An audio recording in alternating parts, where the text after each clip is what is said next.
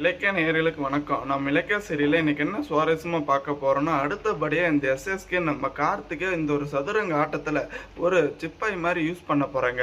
ஏன்னா இது வரைக்கும் நம்ம கார்த்திகை காப்பாத்துறதுக்கு முழுக்க காரணம் இப்ப வரைக்கும் நம்ம கார்த்திகே தெரியாதுங்க.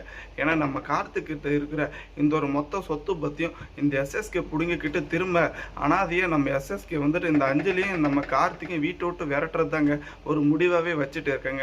ஏன்னா வரப்போற எபிசோட்ல இப்போ நம்ம கார்த்திகை நம்ம கௌதம் முன்னாடி ரொம்ப நல்லாவே பகைச்சு வச்சுட்டாங்க. இப்போ நம்ம கௌதம்க்கு பயங்கர கோவம். கார்த்திக் எதுக்கு எப்போ பார்த்தாலும் இந்த எஸ்எஸ்கேவோட பேச்சை கேட்டு இப்படி ஆடிட்டு இருக்கானு. ஆனால் இந்த ஒரு வீட்டில் என்ன ஒரு சதி திட்டம் நடந்துட்டு இருக்குன்னு இப்போ வரைக்கும் நம்ம கௌதமுக்கு தெரிய போகிறது கிடையாதுங்க.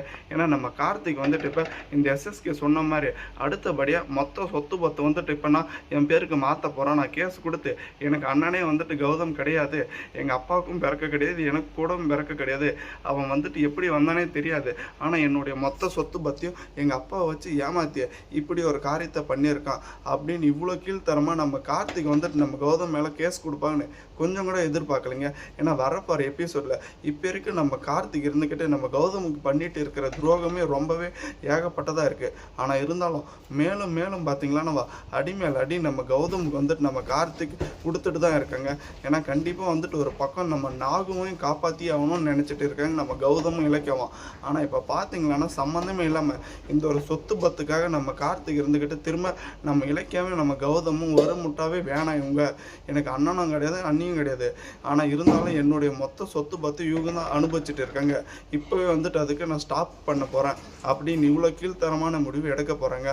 ஆனால் இந்த தர்மத்தின் வாழ்வு தானே சூதுக்கவங்க இந்த அஞ்சலி இப்போ இருக்க இந்த எஸ்எஸ்கே கூட சொல்லிட்டு தலையாட்டிட்டு ஒரு பொம்மை மாதிரி கடைசியில் 2 பேரும் நடுத்தெருவில் நிற்க போகிறாங்கன்றவங்க மட்டும் மறக்காமல் உங்கள் கருத்துக்களை கமெண்ட் செக்ஷனில் கமெண்ட் பண்ணுங்கள். இந்த எஸ்எஸ்கே இருந்துக்கிட்டு எப்படியாச்சும் நம்ம கௌதம் முன்னாடி நம்ம கார்த்திகை இந்த ஒரு மொத்த சொத்தையும் கார்த்திக் பேரில் மாற்றிட்டு அடுத்தபடியாக கார்த்திகை ஏமாற்றி திட்டம் போட்டு என் பேருக்கு மாற்றிக்கலான்னு தாங்க இப்போ வரைக்கும் நினச்சிட்டு இருக்கேங்க. ஆனால் பல நாள் திருட ஒரு நாள் வெளியே வருவாங்க. ஏன்னா இப்போவே இந்த அஞ்சலி தான் எல்லா உண்மையுமே சொல்லியிருக்கலாம். கார்த்திக் நீங்கள் நம்ப போகிறது உண்மை கிடையாது, ஏன்னா இந்த எஸ்எஸ்கேவும் நம்ம தக்ஷா சினியாவும் உண்மையிலே ரொம்ப நல்லவங்க கிடையாது, கெட்டவங்க தான் அப்படின்ற உண்மை கூடிய சீக்கிரத்தில் நம்ம கார்த்திக் வெளியே நம்ம கௌதம் முன்னாடி போயிட்டு சரண்டர் ஆகணுங்க. தேங்க்ஸ் ஃபார் வாட்சிங் இலக்கிய நேயர்களுக்கு.